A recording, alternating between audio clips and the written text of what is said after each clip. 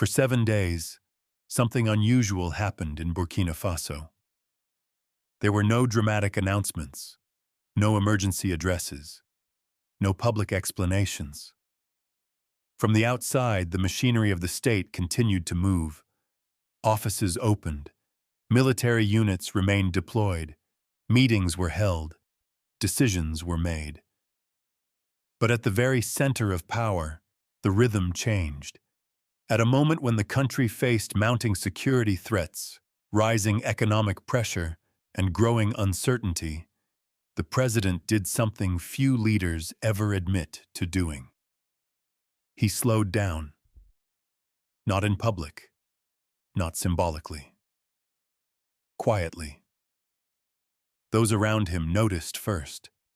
Advisors sensed a shift in routine. The pace of directives changed. The tone of internal discussions softened, then sharpened in unexpected ways. Some assumed illness, others assumed exhaustion. A few worried about hesitation at the worst possible time. Because in politics, hesitation is often interpreted as weakness. Leadership, especially in fragile states, is expected to be visible, decisive, constant. There is little tolerance for silence. Power is supposed to move, to react, to respond. And when it does not, people speculate. But this was not absence. It was withdrawal. A deliberate stepping back from the noise, the urgency, and the endless demand for immediate answers. Not to escape responsibility, but to confront it without distraction. History rarely records these moments. There are no photographs of them, no official transcripts, no headlines marking the week when a leader chooses not to act outwardly, but inwardly. Yet these are often the moments that matter most. Because when pressure compresses from every direction, when violence escalates, resources tighten, and trust erodes, strategy alone is not always enough. Tactics begin to blur. Decisions become reactive.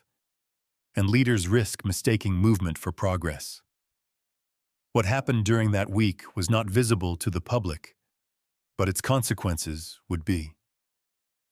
To understand why a head of state would choose restraint at such a critical moment, we need to understand the forces bearing down on the country at the time, and the limits they were pushing him toward. That story begins long before the silence. Burkina Faso did not arrive at that moment suddenly. The pressure had been building for years, layer by layer, long before the week of silence ever began. By the early 2020s, the country was facing a convergence of crises that few states are equipped to manage at once. Armed groups had expanded their reach, particularly in the northern and eastern regions. Attacks were no longer isolated incidents, but part of a sustained pattern. Villages emptied, schools closed, roads became uncertain. What had once been peripheral insecurity moved steadily closer to population centers. At the same time, the economic situation was tightening. Global disruptions, regional instability, and political realignments affected supply chains and prices. Fuel, food, and essential goods became more expensive. For ordinary citizens, insecurity was no longer just about safety. It was about survival. Then there was the external dimension. Burkina Faso's political direction had begun to diverge from expectations held by traditional partners. Decisions framed internally as assertions of sovereignty were interpreted elsewhere as defiance. Diplomatic relationships cooled, economic pressure followed, access to certain forms of support narrowed, while scrutiny increased. None of this happened in isolation.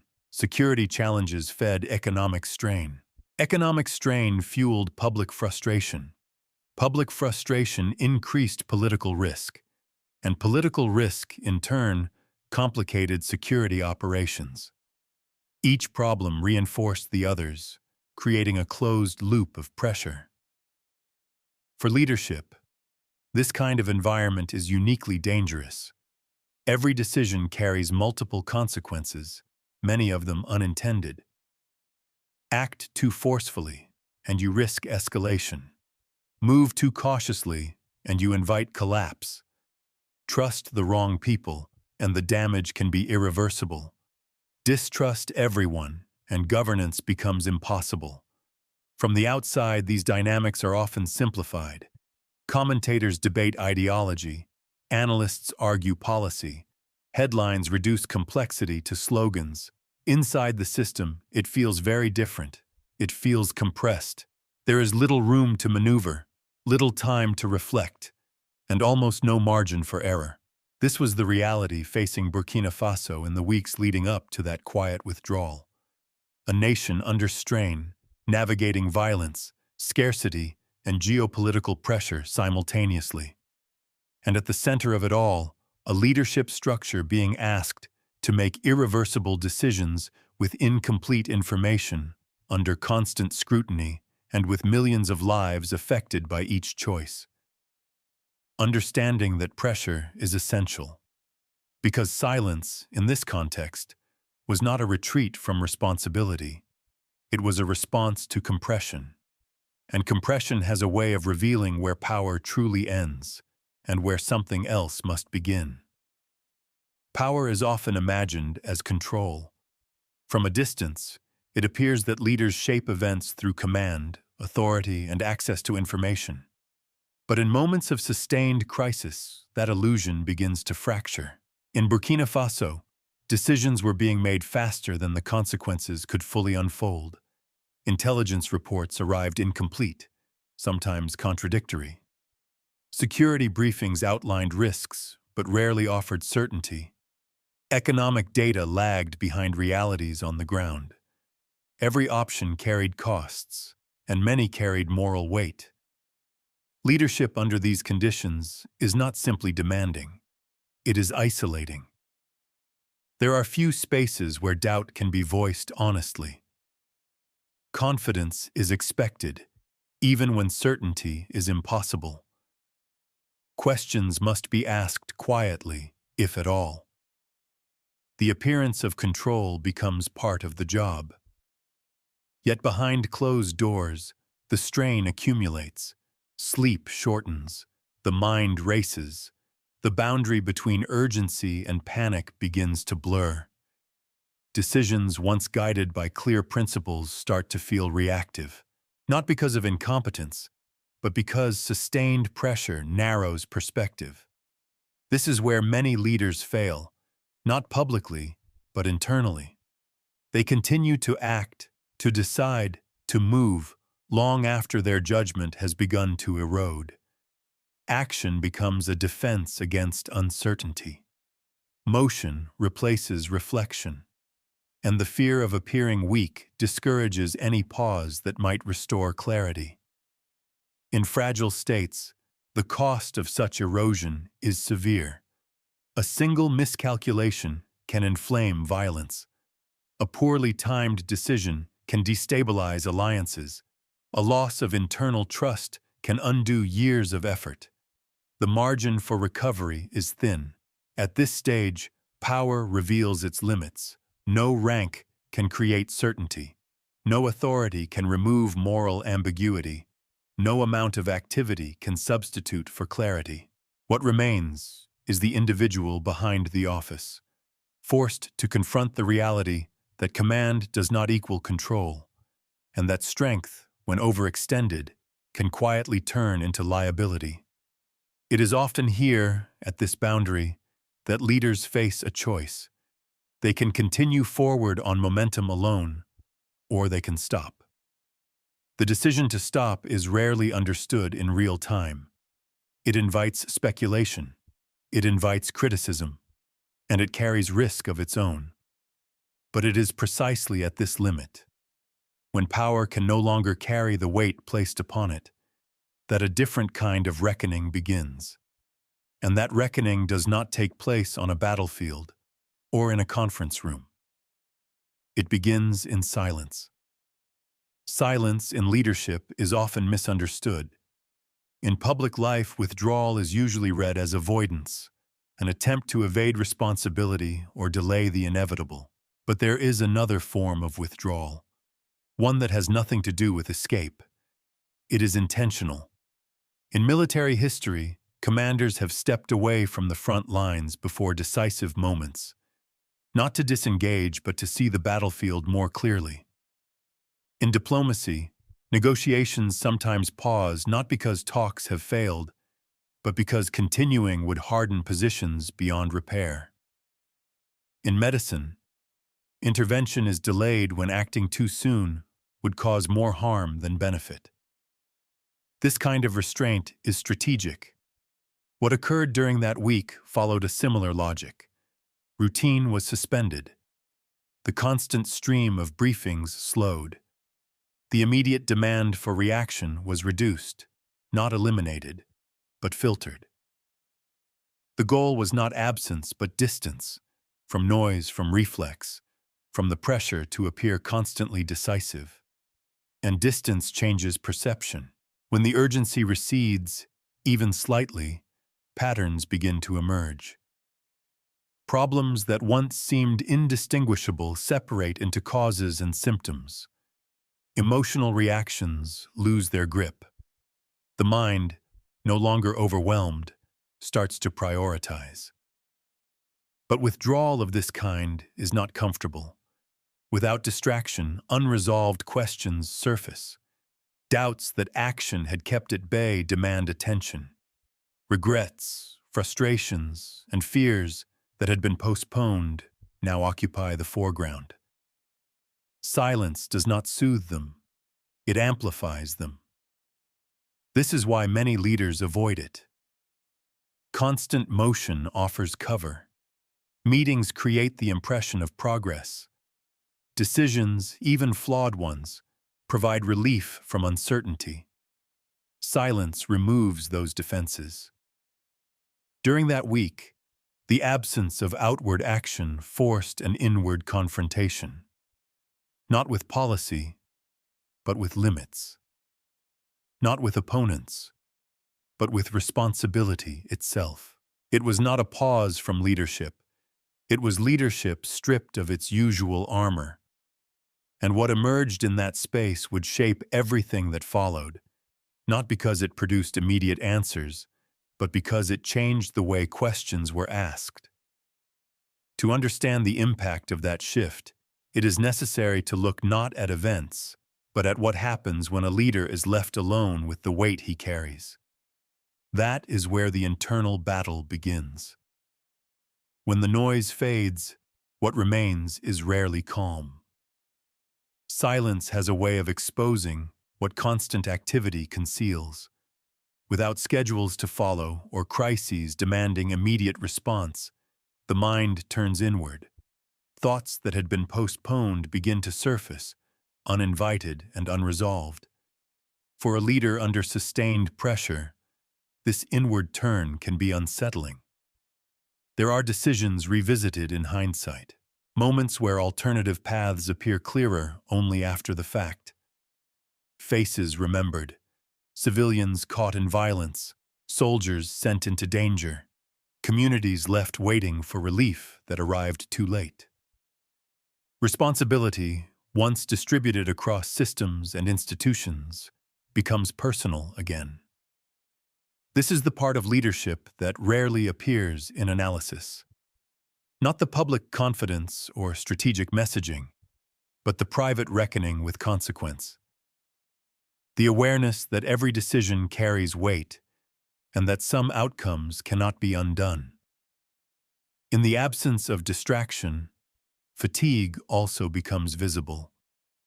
Not just physical exhaustion, but moral and cognitive fatigue. The gradual erosion that comes from operating too long under threat, too long without certainty, too long without space to recover perspective. For many, this is the breaking point. Some respond by hardening, narrowing empathy, dismissing dissent, relying on force where trust has weakened. Others become indecisive, paralyzed by the fear of making the wrong move. Both reactions are understandable. Both carry risks. But there is another possibility. When faced directly, without interruption, pressure can transform into clarity. Not instantly, and not comfortably, but through a process of sorting, separating what is essential from what is merely urgent. During that week, the internal struggle was not about finding answers. It was about confronting limits, acknowledging that control was incomplete, that strength was finite, that leadership, at its core, depends not only on authority, but on judgment, and judgment requires space. This confrontation did not resolve the crisis facing the country. What it did was change the conditions under which decisions would be made. And in environments as compressed as Burkina Faso's, that shift alone can alter outcomes. The effects of this internal recalibration would soon be tested, not in theory, but in action. Clarity rarely arrives as a sudden revelation. More often, it forms quietly, as pressure loosens its grip and priorities realign. What had once felt equally urgent begins to separate. Some problems remain critical. Others, once stripped of anxiety, reveal themselves as secondary or even distracting. This is what began to happen as the week progressed. Without the constant demand to react, thinking slowed, not in the sense of hesitation, but in precision. Decisions were no longer framed around what needed to be done immediately, but around what mattered most if the situation was to stabilize rather than spiral. Security, for example, stopped being viewed as a matter of expanding action everywhere at once. The limits of manpower and logistics made that impossible. Instead, attention narrowed. Certain regions mattered more than others. Certain approaches produced diminishing returns. Concentration, not expansion, became the organizing principle. The same pattern appeared elsewhere. Economic pressure, once perceived as an external force to be endured, began to look like a vulnerability that could be reduced. Dependency was not binary. It existed on a spectrum. Small adjustments, diversifying partnerships, strengthening internal capacity, rethinking priorities, could change leverage over time. Even within the structure of governance, assumptions were reassessed. Trust, often extended by default in moments of urgency, required more careful calibration. Loyalty was not always loud. Competence was not always visible. The distinction mattered. None of these insights were revolutionary on their own. What made them significant was their coherence. They formed a framework rather than a collection of reactions, a way of approaching problems that reduced emotional volatility and restored proportion. This is the practical value of pause, not withdrawal from responsibility, but re-entry with perspective. When leadership is compressed by constant urgency, even sound strategies can become erratic. When urgency eases, even briefly, judgment recovers its balance. Decisions regain intention. The week did not end with solutions implemented or crises resolved. It ended with something more subtle, but no less important. A leader re-entering motion with clearer sight. And that clarity would soon face its first real test. Clarity, once regained, does not remain theoretical for long. In environments like Burkina Faso's, it is tested quickly, often without warning. The margin between reflection and consequence is narrow, and the cost of error is measured in lives, stability, and trust. Not long after that period of withdrawal ended, new intelligence arrived from one of the most volatile regions of the country. The information was fragmented. Reports conflicted. The situation appeared urgent, and pressure mounted for immediate action. This was familiar territory. In the past, such moments demanded speed, rapid deployment, visible response. A show of control meant to reassure the public and deter further escalation. Delay, in this logic, risked appearing weak or indecisive. Inside the decision-making circle, opinions diverged sharply. Some argued that waiting would allow the situation to deteriorate. Others warned that acting on incomplete information could trigger unintended consequences. The room reflected the broader tension of leadership under threat. Action versus caution. Decisiveness versus restraint. What had changed was not the nature of the crisis. It was the way it was approached. Instead of defaulting to urgency, the question became different. What is not yet known? Instead of asking how fast can we move, the focus shifted to what happens if we move too fast. A decision was made to wait, not indefinitely, not passively, but long enough to allow additional information to surface, to let patterns clarify, to reduce the risk of acting on assumptions rather than facts. From the outside, this pause could easily have been misread. In volatile contexts, restraint is often invisible, while action is loud. Yet within hours, new intelligence emerged, details that reframed the situation entirely. What had seemed like a straightforward response would have let forces into a trap. The path that appeared decisive would have amplified instability rather than containing it. Because restraint had been exercised, options expanded rather than narrowed. A more precise response followed. Limited, targeted, informed by clarity rather than pressure. The outcome avoided escalation and preserved critical resources, both material and political. This was not a moment of triumph. It was something quieter. A confirmation that judgment, once recalibrated, changes outcomes, not through dramatic gestures, but through disciplined choice. The week of silence did not prevent crises from occurring. Nothing could. But it altered how those crises were met, and over time, the accumulation of such moments began to shape a different pattern of leadership, one less driven by reaction and more guided by control over when and how to act. That pattern would become visible not in a single decision, but in what followed next. At first glance, this story can be read as an account of leadership under pressure in a fragile state. It can be framed as a case study in decision-making, or as an example of restraint in a political environment that rewards constant motion. But that reading is incomplete. What happened during and after that week points to something more fundamental, something that extends beyond Burkina Faso, beyond any single administration, and beyond politics itself. It is about limits. Modern leadership culture often denies them. Leaders are expected to absorb endless pressure, to function without pause, to project certainty even when certainty does not exist. Systems are built on the assumption that endurance is infinite, that decision-makers can operate indefinitely at maximum intensity. Reality disagrees. When pressure is sustained and reflection is removed, judgment deteriorates. Not dramatically at first, but subtly. Nuance disappears. Risks are misread.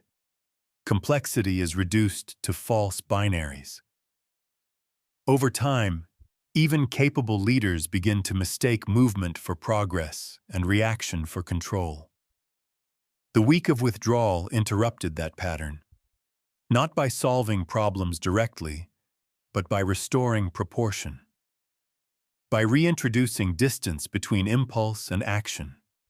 By allowing internal recalibration before external commitment. This is not unique to politics. The same dynamic appears in military command, corporate leadership, crisis management, and personal life. When responsibility concentrates and pressure multiplies, the instinct is to push harder. Yet often, the opposite is required. Pause is not passivity. Silence is not surrender. Restraint is not weakness. They are tools, rarely used, often misunderstood, but essential when complexity exceeds the capacity of constant action. This story is not about idealizing any individual or moment. It does not suggest that reflection guarantees success, or that restraint eliminates risk. Outcomes remain uncertain. Challenges persist. What it demonstrates is narrower and more realistic. That leadership without internal control becomes unsustainable. That clarity cannot be commanded on demand. And that sometimes the most consequential decisions are shaped before they are ever announced. The final part of this story is not about what changed immediately afterward. It is about what remains when the noise returns, and whether the discipline to pause survives the pressure to move. There is no dramatic ending to this story, no decisive speech, no single victory that resolves the underlying challenges, no moment that permanently secures stability. What follows instead is continuity. Crises continue to emerge. Information remains imperfect. External pressures do not disappear. Leadership remains exposed to criticism, misinterpretation, and risk. But something subtle endures. A pattern of restraint, a tolerance for waiting when waiting is necessary, a refusal to confuse urgency with clarity. From the outside, these qualities are easy to overlook. They do not announce themselves. They do not generate headlines. They rarely satisfy those who demand constant action. Yet over time, they shape outcomes, not by eliminating uncertainty, but by preventing it from overwhelming judgment, not by avoiding risk, but by choosing when risk is justified. This is not a story about silence as retreat. It is a story about silence as discipline, and about leadership not as continuous motion, but as the capacity to decide when not to move.